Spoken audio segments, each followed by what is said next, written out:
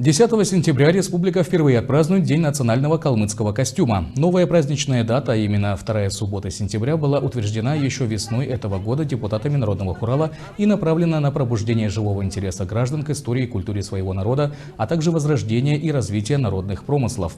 Предваряя праздничную дату 9 сентября, в Элисте состоится крупный этнофорум, на котором участники обсудят традиции изготовления национального костюма, а также расширение сферы его применения с использованием современных материалов.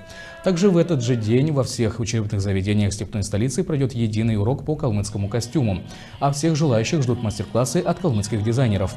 В ключевой день 10 сентября жителей и гостей столицы ждет масштабное костюмированное шествие по центру города, которое продемонстрирует всю красоту и уникальность национального костюма.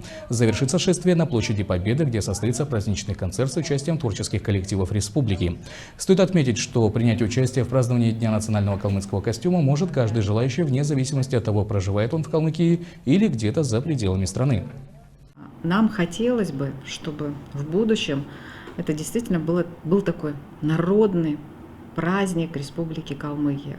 Потому что сейчас очень многие, и молодежь вот современная, да, когда даже мы обсуждали, выходит замуж, да, женится, делает костюм свадебный наряд в национальном костюме.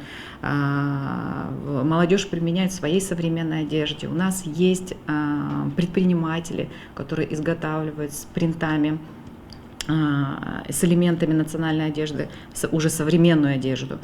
И хотелось бы, чтобы в это шествие подключились как можно больше людей, которые занимаются пошивом калмыцкого костюма, которые носят уже, да, не стеснялись, приходили, выходили в этот день.